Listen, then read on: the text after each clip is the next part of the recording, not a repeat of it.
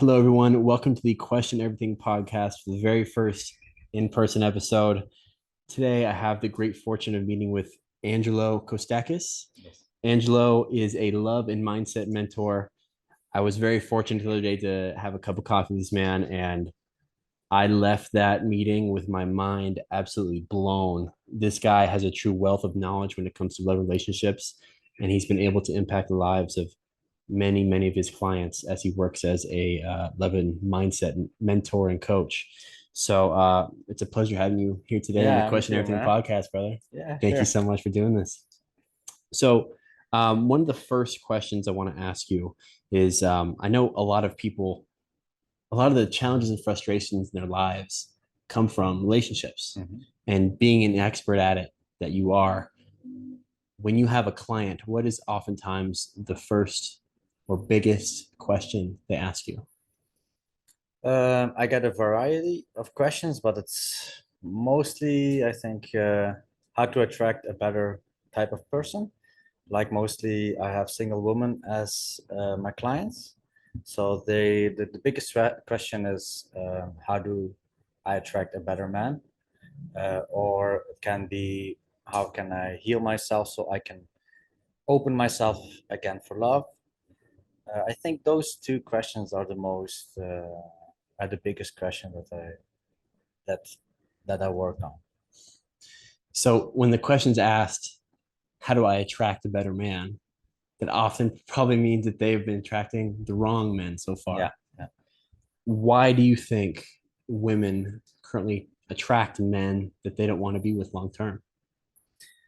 The thing is, they want to be long term with them. It's just when they are dating, they have a bit of a problem with screening. So once they get the emotional connection, they're blind to the other parts of the man, and that's based on compatibility. And it's like sometimes they get into abusive relationships, sometimes they get into toxic ones that are actually very bad for themselves, and then they have a problem with ending it. So the problem is also the person itself. For example, their boundaries. Are they afraid to move on or to let go? And that's also a very big issue, like boundaries and letting go. So they stay in the same relationship. That's very bad for them, and then basically they lose themselves. Yeah, we have to figure out why, where does it come from, work on the fears, and then as they change themselves, they're no longer attracted to men that are like emotional, unavailable, or play too many games. They're like also find peace within themselves. So the dating process changes.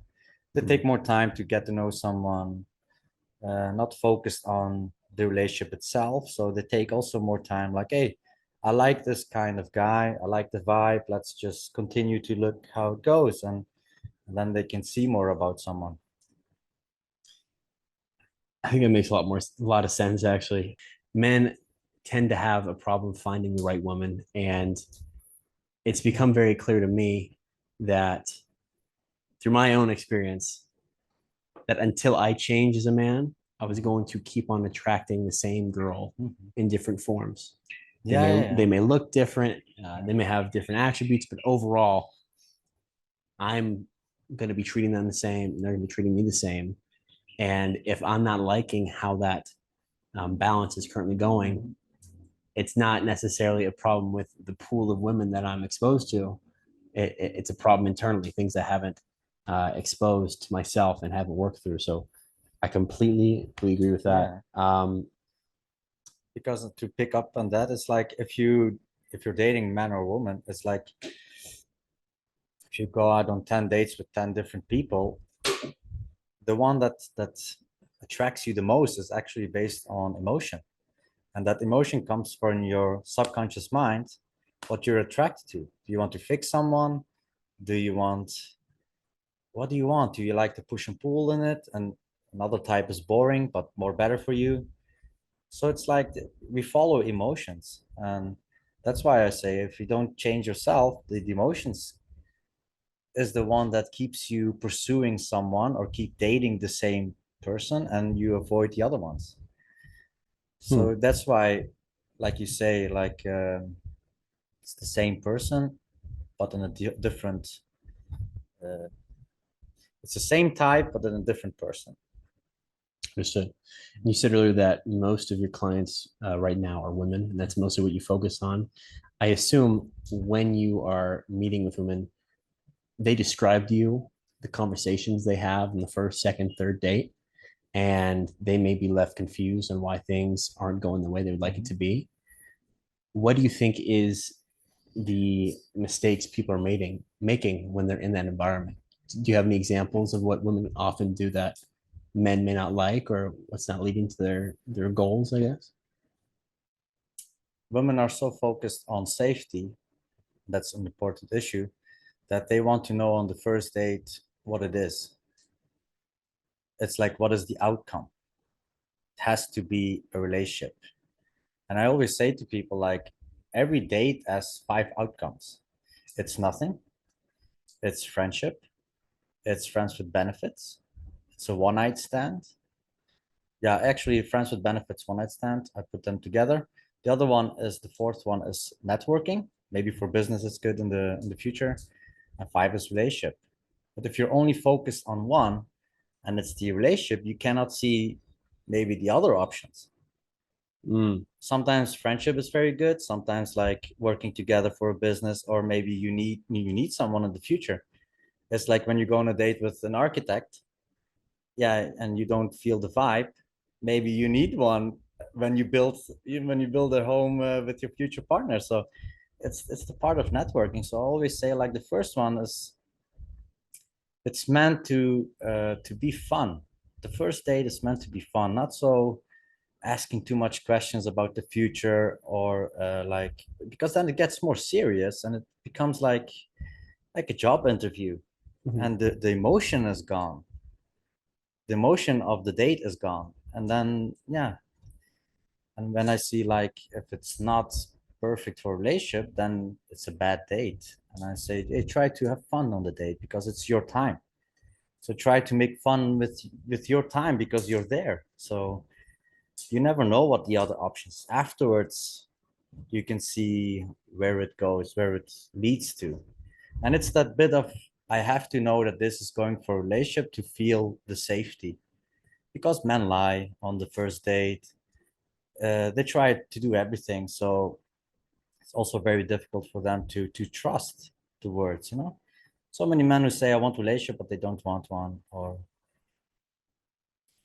yeah, so Why do you it's think men lie so often?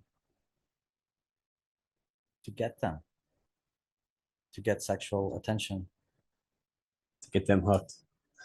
to get the sexual attention. Yeah. Yeah, but it's not worth the pain afterwards. That's why I always say, be clear. If you don't want a relationship, just say. Because sometimes it still happens, but you and then two people can enjoy something, because two people consent to what it is. But if you start with a false narrative, I'm not so fan. I never thought of it that way, where there are so many different outcomes that could come after that first date. And if you have your blinders on this is exactly what I want, you could be missing out on other types of fruitful Mm. relationships. I think there were stages in my life where, especially in college, where I go on so many dates, and let's just say I was not looking for a relationship, but I met quite a few girls that I probably could have built a great relationship with, but because my blinders were Mm. on and I was focused on something else, I didn't have that connection with those Yeah, people. And so you think that that often takes place for men and women. Oftentimes, probably men not wanting a relationship, depends, and the women want a relationship, and it's mostly causing men. that. Mostly men don't want a relationship. Yeah. Yeah, that makes sense. Okay. Other than wanting different things from that first date, what do you think men are currently doing wrong on the first date? They're not paying for the date anymore. You Yeah, think that's important? it's important. Yeah, Yeah. yeah, Okay. because it's still a gesture. Yeah. It's like Or they do like very cheap dates. And I'm like, if you want to get to know someone, just create something nice, you know? And it's like, because that's who you are. If you have a cheap date, then you're cheap. So if you like do a fun date, it's because you're fun and you want to share that with someone. It's about sharing what you are. So it's like a date is an experience. Hmm. So do you want a cheap date, or do you want to actually show parts of you? And it's also the environment, it's also the activity, it's different things all mixed in one.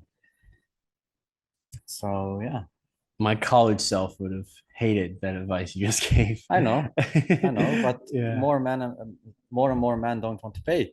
They want to split, and I'm like, why? If you're a gentleman, it's like, or sometimes I get the question, yeah, what if it's a bad date? That you still pay. Yeah. Who cares if it's a bad date? Because that's who you are.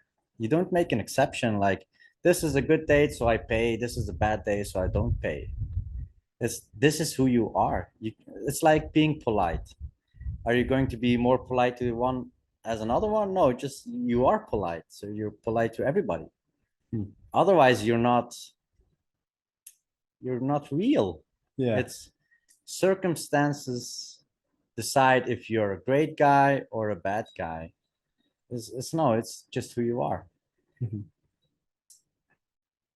I think that's something that men are never really taught to make it part of your identity if you want to be chivalrous, if you want to be that good guy. Um, because I've been given advice similar to what you just said, where, well, if it's not going well and they offer to pay, of course, like let them pay half. Or I've had times the girls paid for the entire first date. Okay. And looking back at it, I thought that was fantastic because Yeah. especially the nicer dinners, I have to pay a single thing and still had a great time and still probably pretty good time for the second date, chance for the second date. But now looking at it, I know it sets a dynamic relationship that I would never want to have, just so she can try to prove a point to some extent, Yeah. maybe. I had bad days as well. Yeah, that's normal. I always paid because it's like, what can someone say? It's like, yeah, we didn't fight, but he was still chivalrous, Mhm. still gentleman or something. Because that's who you are. Yeah, So yeah, I'm more fan of that. it leaves you in a good light, Yeah, whether but you it's never not a talk again. show. Yeah, If you do it like the good ones, the good date you pay, and the bad ones you don't, then you're putting out a show. Then you're actually not generous. yeah. So the circumstance decides that you're generous. I'm like, you're always generous. That because that's your identity. Makes it easier to live you because you don't have to think. You're just the way you are. If you're only generous when it's convenient, you're not Then actually you're really not generous. generous. Yeah. Yeah, I never thought of it that way. Yeah, my younger self has some lessons to learn, to say the least. I'm glad Yeah. I'm not there now. I've definitely improved, but if you met me 5 years ago, I think I'd Mm. be uh, rebuttaling you quite a bit more on that. But And to women, I say when the bill comes, offer to pay. Make the gesture why is that? because you want to see if someone is generous or not. So it's if you just sit there and watch the guy if he pays or not, then you're not really giving him a chance to show himself because then you assume that he's generous. And assuming it's a big problem. So it's like you don't know if he's generous and you have to find out if he's gentleman or generous. It's like grab your purse and let him say like, hey, no, I got this. Mm, That's actually the guy seeing the chance to be generous or to be a gentleman because it's like he can do something for a woman and that's how he can yeah show that part of himself. If you just sit there, then it's like you have to pay. So the guy leaves with a negative emotion on the date. Then it's like I have to.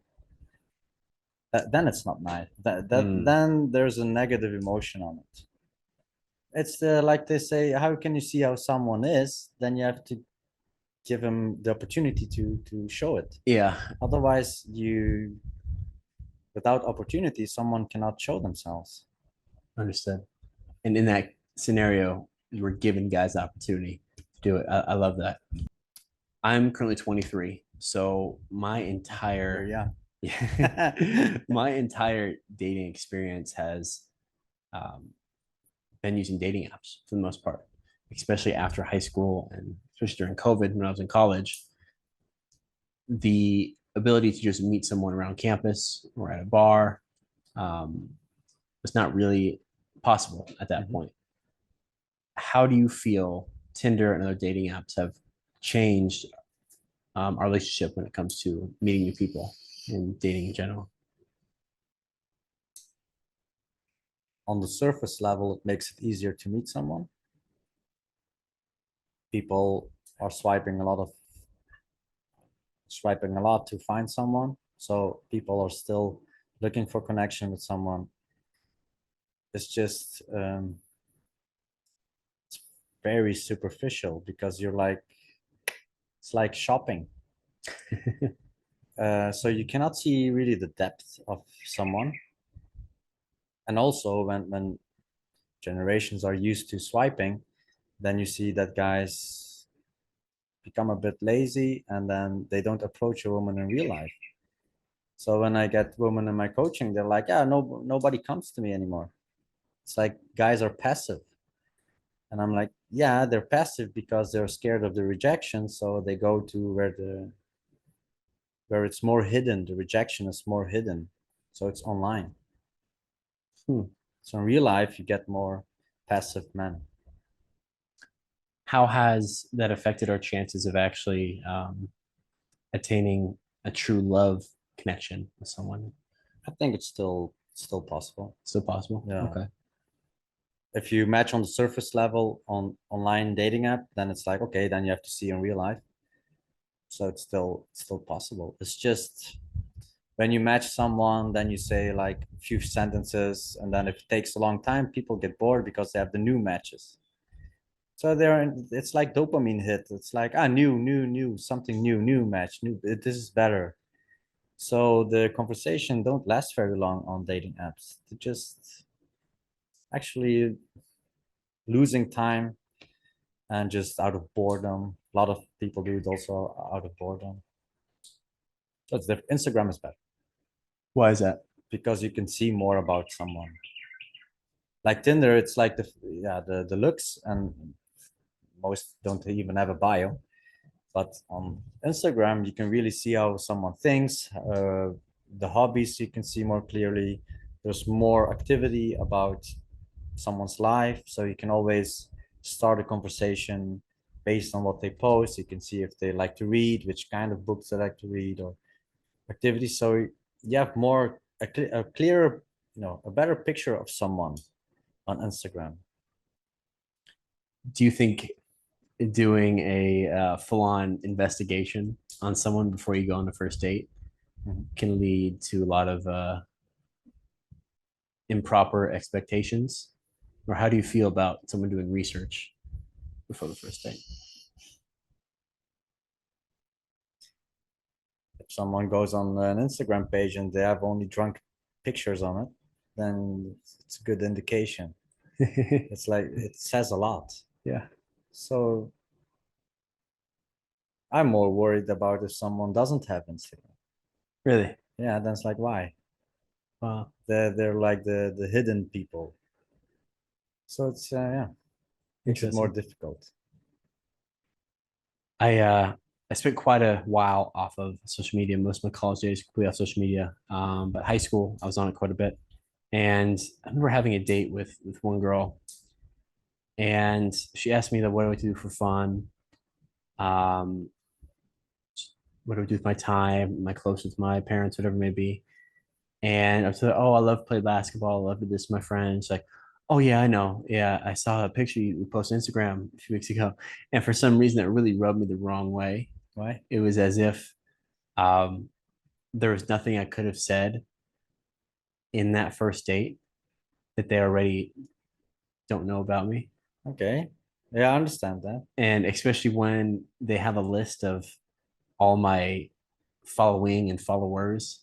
Um, they already kind of believe they know who my friend group is and can make judgments off of that too. Mhm. So one thing I really liked when I was off social media is before I go on dates with these girls, I'd have no clue who they are. Mhm. Um, and then I felt as if that first interaction was a lot more authentic.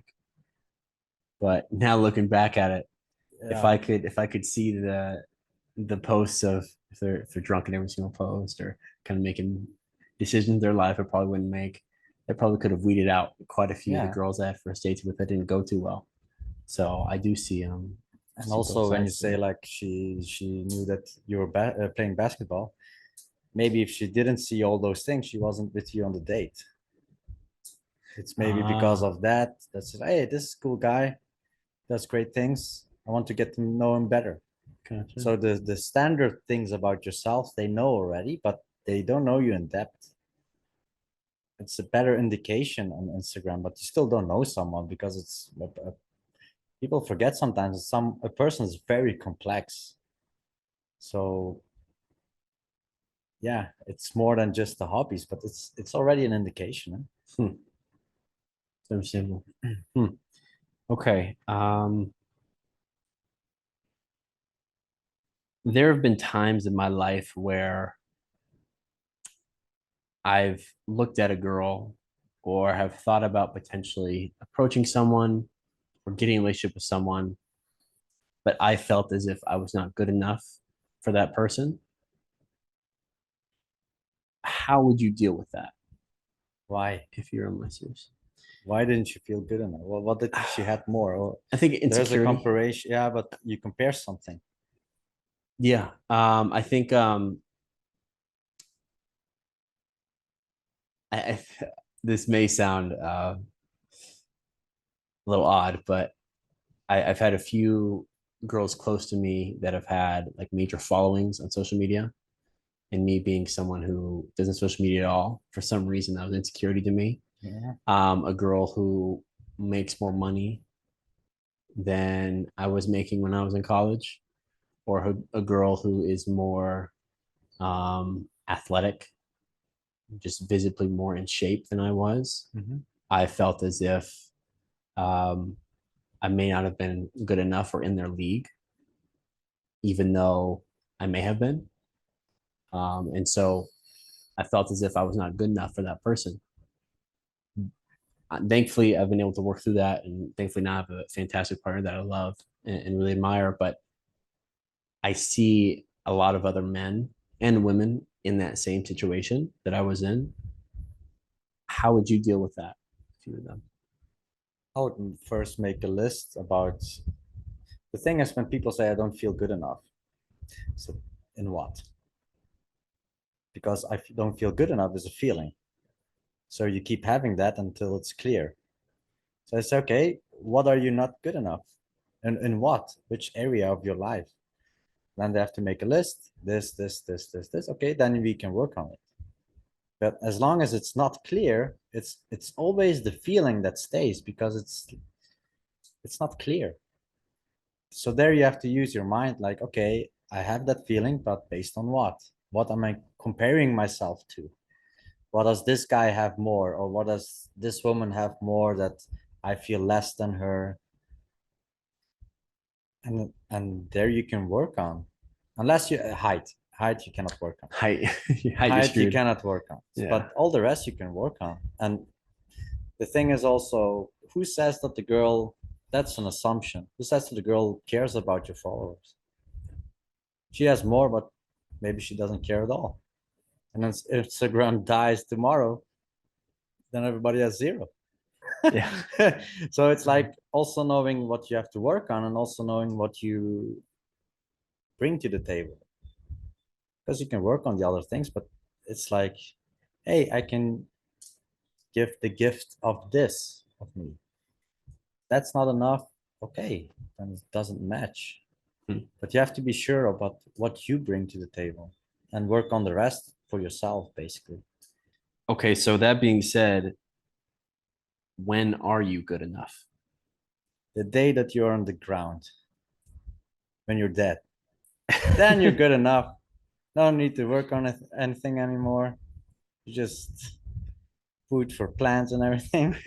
Nothing. It's just it ends there. So I always use the symbol of yin yang. That means you're a genius and you're stupid at the same time. You're valuable and you're useless at the same time. So it's about accepting that you're both and working on what you don't like about yourself. It's good to work on it because then you grow more. But as you grow more and go in deeper levels of yourself, you see also more that you don't like about yourself. So the symbol of yin yang just becomes wider. Every time you fix something, another one pops up. So it's the game of being in the middle and accepting that you are in the middle, whatever you do. It's like yeah, the genius and the idiot at the same time. Depends with who you're talking. But if you don't feel good enough, then you don't ask questions, so you don't learn anything. So I'm like, there you have to embrace that you're an idiot, and then you can ask something like an idiot, but then you learn more, so you win. But first you have to accept and laugh with yourself, basically. Like, we take ourselves too serious. We have to be perfect. It doesn't exist. So that's why I'm saying, like, some people have fear of failure, doing something like a mistake or something. Like, yeah, make it, because you're an idiot. It's like, make it like a child. Make it and forgive yourself. Make a mistake like a child. You're not angry at a child when it makes a mistake. You're actually lovable. Yeah, it's okay. Next time this, next time that. But we treat ourselves like a dictator. Yeah, it's like, and to a child we are lovable, but we're still children, just a grown-up body, but inside we're just children who think they know what we do. And so it's like embracing that, yeah, you'll always be a child, you make mistakes and you learn, and that's how you can grow. That's something I've always struggled with, where I identify something that I realize I need to work on, and then I do work on that. And then in the process of getting better, it opens my eyes to the possibilities that I didn't see before. Mm-hmm. As in, if I get better when it comes to my empathy and compassion for others, or if I get better understanding even a skill, as soon as I unlock that next level, the entire field, to my knowledge, exposed itself. And I'm like, well, shit. I thought I got to the highest level that I knew was possible, but Yeah. now I'm on level two, and there's 100 levels. And so I've always struggled with that when it comes to being okay with that, being okay with not being at my absolute potential or what I see as the potential that other people are currently living. Um, and so I love that yin yang example because it really shows that you do need that balance Yeah, to some extent. and they're like that too. They are also yin yang. You see what they're good in, but maybe they cannot even boil an egg. So you don't know. It's like they have their insecurities about what they cannot do, or maybe they cannot fix a car. But you don't know. It's something they're very good in because more hours go in it. So if more hours go in A, less hours goes in B. So they have already a yin yang. And it's the same for everybody. When I go on a date, I always ask, like, sometimes I want to create like a deeper level, like going, not just staying on the surface level and laugh all the time. I just want to like see the connection. I always ask, like, tell me something that you're insecure of, because I want to see if someone can be vulnerable. Because most have a facade, they're perfect, men are perfect, women are perfect, everything, everybody's perfect on the first date. So it just, we relax, we laugh a lot of time, and then it's like, okay, tell me something that you're insecure of. Let's do a bit of vulnerability. Let's see how it goes. I love that. And then when someone says to me, I don't have one, then I say, you want to bet?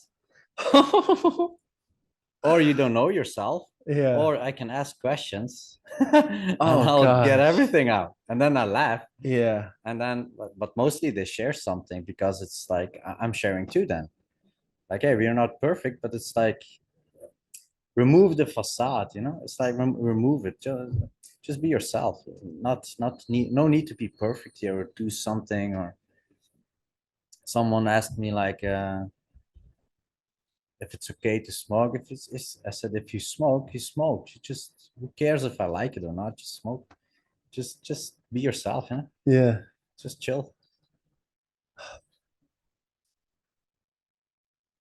It must be so fascinating going on a date with a love and relationships I coach. don't know. Like, of course, you'll I don't never know. know. I I may don't never know. know, but yeah, I feel as if you say you have boring dates, but I don't have boring dates. you don't. No. No, okay. Never Sometimes I have mind. a bad one, There we go. and then I Okay. make it fun Yeah. because it's my responsibility to have fun. If I have a bad day, then it's a bad night. I can change that by asking better questions. So it's like if I have a really, really bad date, I'm like, I'm looking at the emotion of the date, and it's like, okay, let's change it up. Let's just have fun because I'm there too. I want to have fun. Then I'm like, tell me your worst date experience. And then the Mm. fun starts, and then you're laughing, and then the whole vibe changes. So that's why I'm saying, like, you don't have to run away when you don't know what to say or it's a bit quiet. It's like change your questions. It seems as if you do to achieve that, you have a pretty immediate shift from what we're talking about earlier, where you may go into the date like, oh, I may want a relationship from this person, but then 5 minutes in, you're like, okay, let's just see if this can be a friend, or let's see where this can go if it's not a relationship. It seems as if you're very, very quick to change the lens you look at that person as. I never think about what it is on the first date. Really? Yeah, because I always say, like, a person is like an iceberg. You see the top, you live with the piece that is under the water. That's what you live with. But you see the beauty, you see the hobbies. That's all visible. So it's like I only know a small part of this person, and it's interesting. Mhm. So let's find out what's underneath, because that's what I have to live with.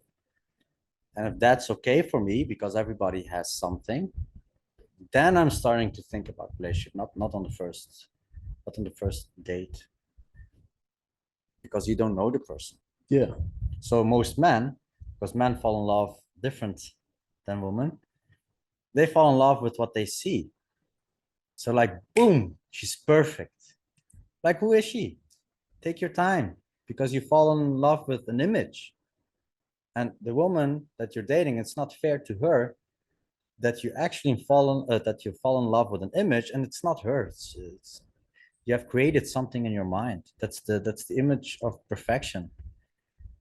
And then when you get to know her, you'll realize that she has also her insecurities. She's also doing sometimes mistakes and everything. And that's like, what are you going to do then? Leave her? It's like, no, it's because yeah, your whole image crashes. So just take it slow and get to know the two. It's like the part above and the part beneath, and you need time for that.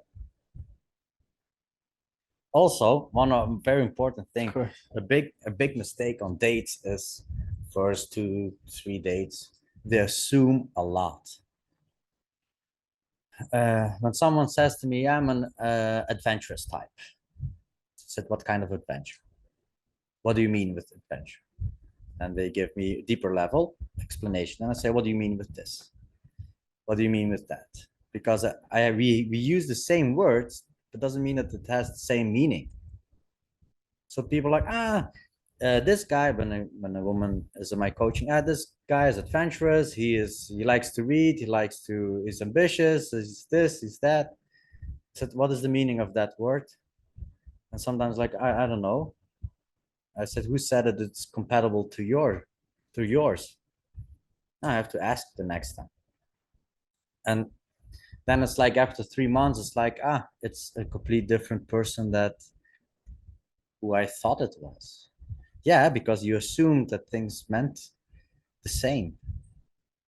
It's like when people say about cheating, it's like nobody cheats. Huh? And when you ask someone, nobody cheats. Okay. Nobody asks what is cheating for you? Mm, What does it mean to you? When is it already cheating? Is it in talking stages? Is it in which stages do you interpret it as cheating? It's like nobody knows in depth what the words mean. This guy is loyal. What is loyal? It's very difficult when you start asking questions. Most of the time, they're not used to it, so they have to think about how to articulate what they mean with that word, and then you get to know someone much better. I think I never looked at it that way where men fall in love with what they see. I I wish you were in my life 5 years ago. So this would have saved me a lot of pain, a lot of time. Um, I remember that when I was on social media apps and I was about to go on the first date with someone, like everyone else, stalking Instagram, stalking whatever else they may have. And then, like I said earlier, in my mind, I'm like, oh, this could definitely be someone I can get a relationship with. I like their vibe, I like their friend group, I like their hobbies, they're ambitious. Um, and then I get on the first date and they were nothing like the image I thought they would be, Mm-hmm. the one that I made in my head. Mm-hmm. And so even if they are still a great person, which most of the times they were, I automatically just feel disappointed Yeah, because they can never be the person who I created. created. Yeah, And so it led to what would have been good dates in my mind yeah, be terrible dates. And I love how you make the point of just not having expectations. I feel as if that's what really ruins a lot of those yeah, relationships, especially the first date, where if I'm looking back and I had no expectations before going on dates, and the only thing on my mind was just have as much fun as possible and get to yeah. know this person, it would have just dramatically changed how I view women, how I view relationships, how I view everything. So The only thing it's that a I lot. want to do on the first date is have fun, and I am in control of that because I can change the questions, I can change the location, I can change whatever it is, so I can make it fun if it's not fun. But an expectation, I cannot. Either it crashes, so then you get to this point, and so it's like, let's just see how this iceberg is, and you're one too. Yeah. You two icebergs on the table, and it's like, okay, let's see how it is. Mhm. um what I notice is when I said most men fall in love with how someone looks, so it's the image. Very successful men don't. Really? Yeah, Why is that? because they're used to getting a lot of attention, so they take more time to get to know someone better. So they're used to having the attention of women. Most men don't get so much attention.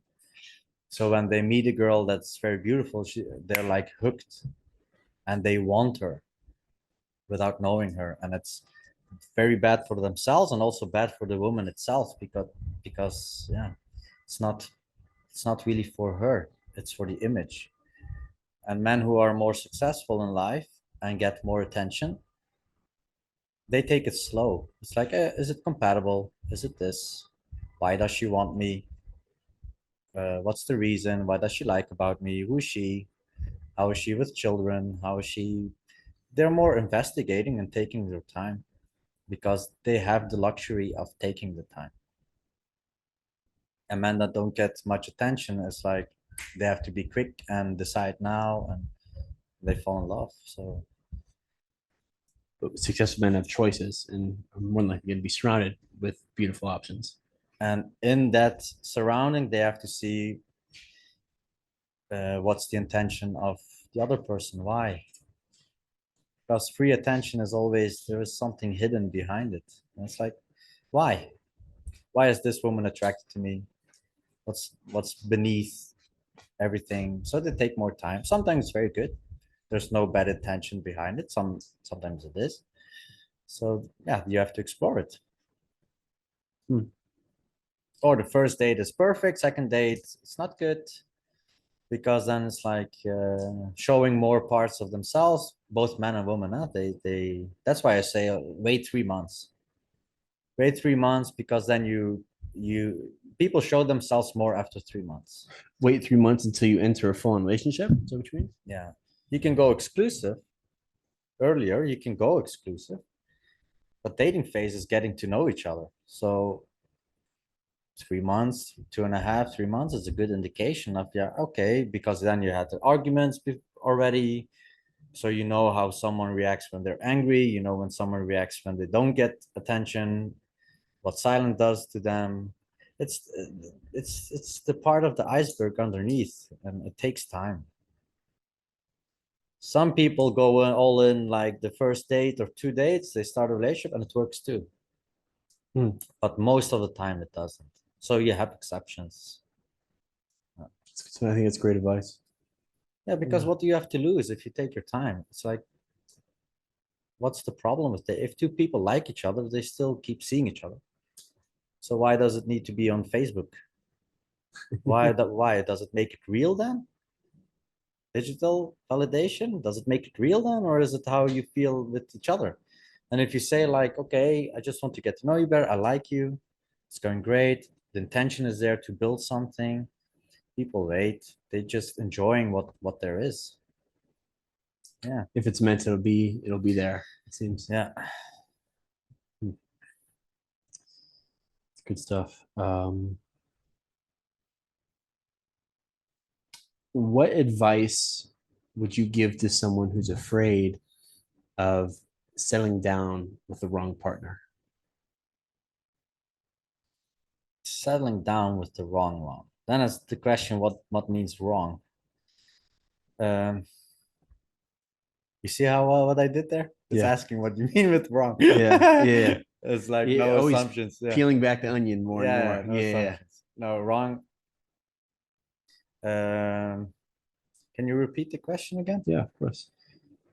What advice can you give to people who are afraid of settling down with the wrong partner?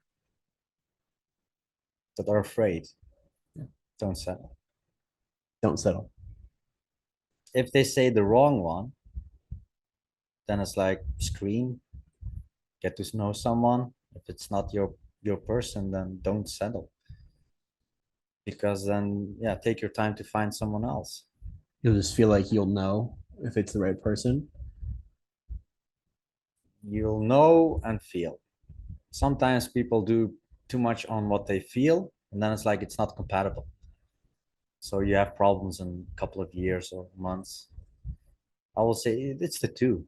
It's like, and the feeling, and hey, this is great. We can communicate very good. Or someone is open to learn how to communicate, because things that there are things that you cannot do very well, and things that the other person cannot do very well. And it's like, is it more like a team? How is it? Is it fighting against each other? Who's winning? That determines more about the success of the relationship, not just the attraction. Hmm. Attraction goes up and goes down. So, Hmm. Um, but being afraid of commitment, yeah, a lot of people are afraid to get hurt. So always say, okay, just one example. If you have a breakup, how long will you cry? How long? 2 weeks? Three yeah, weeks? Very bad weeks. yeah. Okay. How much years of beauty do you get in return? A disproportionate amount, to say the How much least. sunsets do you have together? How much restaurants did you visit? How much vacations did you do together? How much hugs did you give each other? It's like it's in the thousands. For 3 weeks of pain, I'll take that. I think when you have that mindset, it's very hard to ever get hurt. Hurt is a part of life. You cannot, when you're in the ground, no pain. Yeah. When you live, when you're alive, you get both. You get the pain and you get it's yin yang. Yeah. You get both. When you're in the ground, no pain, and you don't have There's to work on nothing. yourself. Peace of mind. Gotcha. Yeah. But the thing is, yeah, afraid of being hurt mostly is like, okay, rational, it's correct. Yeah, I want the beauty, but still the fear of the pain is there. And that keeps them like in place. They don't commit. And I always say like on an emotional level, it's because you don't trust yourself that you can deal with pain. It's like that you fear that you will lose yourself because of the pain. So I work on handling pain. If people handling know how to handle pain, they become unstoppable because they just if it comes, we don't want it to come. If it comes, I know what to do. So then they can take more risks. You just feel more equipped, like they have some Yeah. armor If on. you have the tools, Yeah. if you have the tools, then it's like, okay, it's like I don't want it to rain, but if it starts raining, then I need my umbrella. Then you know what to do. You're still not enjoying the rain, but you know what you can do. And it's the same with pain. It's like tired, crying, all those phases, the pain, the hatred, angry, being angry at the other one, being angry at yourself for trusting and opening. It's all those stages. And then you start again.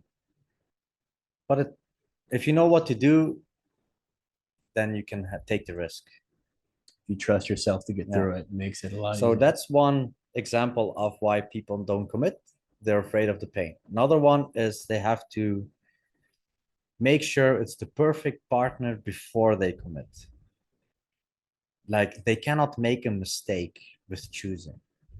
So they keep looking for a better one, better one, better one, but it doesn't come. And I say, like, how long do you want a relationship? Yeah, forever. I said, every relationship has an ending. Everyone. Every single relationship has an ending. And it's like, why? I said, because there's death. Whether you like it or not, the ending will come. It's just, will the ending come when you're together with age? Or is it because you don't want it anymore? Because the other one doesn't want it anymore? The moment you start something, you already accept the ending because they don't go separate. The moment you start, there is the ending. The moment you start in a company, there is an ending. You get pension. So you cannot work until you forever. Mhm. It's with everything.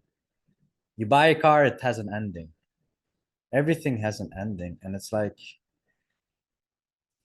what does it do to you if it has an ending relationship? Then it's like, yeah, what's the point? I get the question. What's the point then? And it's like, what's the point of not having one?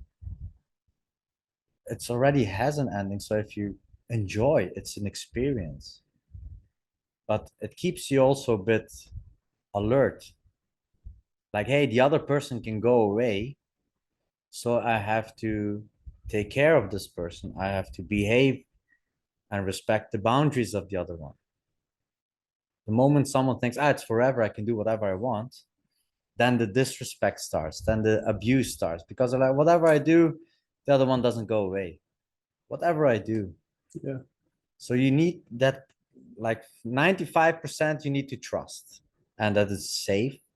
5% you have to be a little bit scared that it ends. Is it 50-50? It's too much fear. Mhm. So people close. They're not giving their all. 5% is like if you disrespect me, I can leave. So keep respecting me. And it's in both ways.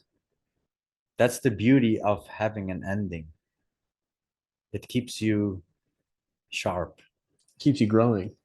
Yeah, it keeps you growing, but it keeps you sharp for not abusing the other one. I think that's often sometimes lost. Um, that an ending is inevitable. Uh, I've seen in movies and I've seen in my own life where I look at friends' parents or acquaintances I may have where as soon as the marriage happens and death do us part, you see either the man or the woman just kind of let go on life. They feel that sense of comfortability that this person is not going to leave me. And oftentimes it may even set up a situation where if the woman were to leave, there'd be extreme repercussions when it comes to the financial support, or if they're religious when it comes to their community and Mhm. how they may impact them. So I think that's something that's oftentimes lost in our society. Um, but I think it's definitely important. I never thought of it that way. I'm more of a free person in that way. I'm not attached to someone. I'm giving my all, but I'm not attached. So that means the moment someone wants to leave you, I'm like, go. It hurts me, it breaks me. But I started a relationship with a woman because I want her to be happy. Me too, by the way. But I want her to be happy. If she's not happy with me, why does she need to stay with me? Then it's like, hey, I loved you and I still love you, and I'll love you also when you're away from me. Because love is also wishing the other person the best, even if it's not with you. Love is wishing the other person the best, even if it's not with you. Yeah, that's love. That's the warm part of love. Otherwise, it's I only love you while you're still with me. So it has a selfish part. The the not selfish love part is, are you happy? Great. I'm happy for you. Even if I'm not with you anymore. Even if you don't think I'm good enough anymore. Did you find someone? Yeah, I'm great. I'm happy for you. And then you go and cry about yourself and deal with it, and you'll find someone else again afterwards, and that's actually love. It's the warm feeling that you have towards another. I'm not saying when someone cheats or anything or starting to abuse, but when nothing is wrong and someone just, it's gone, traction is gone, or they want something else in life. They didn't disrespect you, they didn't cause you harm, they just don't want to be with you anymore. So it's goodbye and love.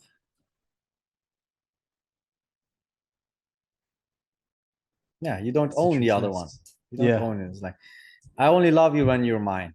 No, it's like I love you whatever you do in life, Mhm. because I gave you my heart and you'll always be in it. My exes all love them. Really. Yeah, we're not together, but I all love them because I have a warm feeling. It's like, yeah, I chose them and they chose me, and we had a great relationship and it was beautiful. So why do I need to hate them? So it's why. Just because it ended. Yeah, it's like it's Yeah. normal. And all things are, like you said, Everything has every an relationship ending. So ended. yeah. Yeah. I'm very fortunate that I'm in a place where, although I think the girl I'm dating now is my first true love, prior relationships, despite what happened and despite how it ended, I do feel that sense of love for them. Like if I see them on social media or I've seen them in person and they're with someone else or just in life doing very well without me, I genuinely feel just so happy for them. Yeah. And I'm glad I'm in this situation, but I also know others that aren't and that are still spiteful and hasty. Um, do you have any advice on how people could get out of that mindset of looking at their previous partner with that anger and hatred, and how to maybe transition to it from a place of love and a place of Yeah, gratitude? through forgiveness, and then changing the mindset about what love is, and then going to the softer emotions about yourself. And why did you start a relationship? It's like you want to take care of someone and you want to make them happy, so focus on that. They are happy. So what's wrong? The problem is, they're happier without me. That's the selfish part. Uh, That's their. If I don't have that person, they're not allowed to be happy. Only with me. Gotcha. Because that's when it starts to invalidate you and the person you were for them. Yeah. All those things I check in the first 3 months of dating. Really? When I get to know some, I check all those things like So you ask questions on concept. how they view previous exes, or Yeah, yeah. Also, yeah. It's like, are they attached, or what is their concept of love? Is there hatred inside? Look, you cannot find a perfect person, but it's like it's indications of okay, they have this kind of mindset, or they have so much anger in them, and you have to know which questions to ask. And it's not like an interview, it's like just going with the flow, and because you talk about different subjects, it's part of getting to know someone. But yeah. I feel very bad. I think when I was in college, um, I had this period of time where I was probably going on 5 dates a week. I'd say, yeah, around there. And it got to the point where I wasn't in the mindset of let's just have as much fun as possible. And it felt as if I was interviewing them. So it wasn't at the beginning, but when you're 2 dozen dates in, it starts to wear on you a little bit. And then you're like, oh, let's get straight to the point. Is this someone I want to have in my life or not? Um, and it's not a good place to be, to say the least. Yeah, yeah. So questions like that can happen, probably should happen before you jump into something serious. It doesn't need to happen right at the gate. It doesn't need to happen on the first date, because then you take a lot of away. Yeah. People also have to bit open up a little bit, but those questions are not for the first date. It's also not for after you settled. Mm, That's what the most people do wrong. Or they do it on the first date, or they start a relationship and then they get to know those parts. got it. So it's either when it's way too early or when it's way too late. Yeah. It needs to be in the middle. Understood. Which mindset is hurtful for love? The other one has to prove themselves first, and then I open up. Hmm. It's to open the gates of love. But first, the other one needs to prove themselves, then I open up. That doesn't work. That's why most people say when I open up, then they leave. Finally, I was waiting, I got trust, and then I open up, and then the person is gone. It's like, yeah, because you showed your closed version of you, and they're attracted to the closed version of you. Ah, Because what you see is what you get. So if you're nice and if you're very warm and you keep yourself closed, the guy that wants a warm person won't stop dating you after the first one. The guy that likes a bit more cold woman keeps dating you. And really? then after the 10th date, when you like, oh, trust, I open up, then you get the warm version of you. And he's like, who is this? Oh, wow. It's not who I dated. It seems as if the earlier you open up, the better If you're in that warm, scenario. it's like with the gentleman. If you're a gentleman, first moment. If you're a warm person, you're warm. Yeah. It doesn't warm is warm, Yeah. and so that one mindset is very bad.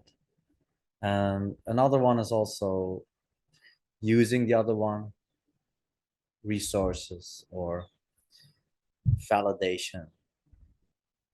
Uh, yeah, I would say at this moment those two, or just dating to date, no intention behind it. Not too fast. For example, after breakup too fast, dating someone else. Because then when the pain hits of the breakup, to go on date with someone else. It's just avoiding the pain. And if that pain is never worked through, it's just going to keep on Yeah. snowballing into something Yeah. bigger. They just don't want to feel the pain, and they replace the negative feeling with something new. But then when they get into the new relationship, they have to heal the previous pain, so it comes there, and then you bring pain into the new relationship. How does someone feel safe opening up? By trusting yourself, like what's going to happen. By trusting yourself. Yeah, trust that you can handle it. What's a person gonna do? Disappoint you, lie to you, betray you? If you know how to, you cannot control that part, what the other one does. It's their choice to do it. So you're a bit, it's a risk. So you cannot avoid the risk. It's like go in, and until that day happens where they do betray you or where they do lie to you, then you have to make a decision. Keep continuing or not. But it's the emotional pain that people are afraid of. So that's why I teach them to handle pain. And then they can make the decision. But it's not easy. It's not easy. You advertise yourself as a love and mindset coach. And before I met you, I thought those were two complete different categories. But it seems very clear now that in your work, it seems as if you are preparing people to give and accept love by making it making them come to terms that they're okay with themselves potentially being hurt and having the confidence in themselves that they'll get through it. I built their confidence. I built their communication skills to trust themselves. So that means making more difficult decisions, pushing them through their fears. And as they do that, so out of action, they become stronger. And then it's like because they're practicing those things, they feel uncomfortable. They feel so that we practice being uncomfortable and what to do when those feelings get when those feelings are there. And as they are starting to date and maneuvering in the dating pool, rejections, all those things, or someone ghosts, and it's like handling those things, and they know what to do more with those emotions every time it comes up, and then they're basically unstoppable. It's like doesn't mean that it works every time because it's not in your control, but you can handle yourself. That's the main focus.